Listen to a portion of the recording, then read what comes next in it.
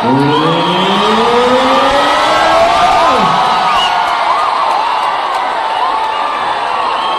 ছাড়া তো বেরিয়ে এসেছি, কোনো কিছুই সম্ভব হবে না। থ্যাংক ইউ সো মাচ,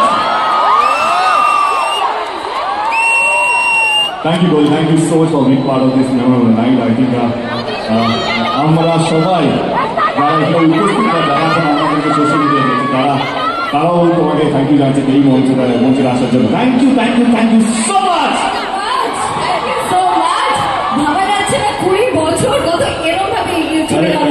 আমার এখনো মনে হয় রবিজির সামনে বসে আছে, রবিজির সামনে আমার যাত্রা শুরু হলো। আমাদের প্রেমের কাহিনীটা আলাপ, তারপরে মনে হয় না তো যেটা বলছিলাম যে ও আমার সবচেয়ে ভালো বন্ধু এবং গসিপের মধ্যে আমি ওর সঙ্গে সবচেয়ে বেশি গসিপ করি আর কি।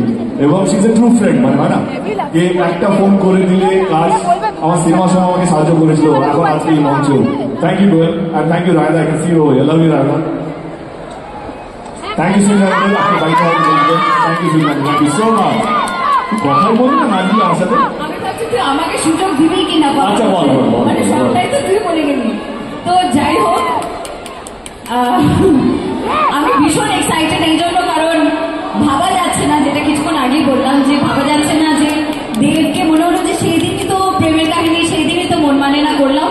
এখন দেখতে দেখতে 20 বছরের সেলিব্রেশনে আমরা স্টেজে একসঙ্গে দাঁড়িয়ে আছি। It's an awesome moment. Congratulations on such a huge success. We are so proud of you. Thank you. আর আগাম শুভেচ্ছা, সামনেই পুজো, দুর্গা পুজো, সব থেকে বড় বাঙালিদের উৎসব।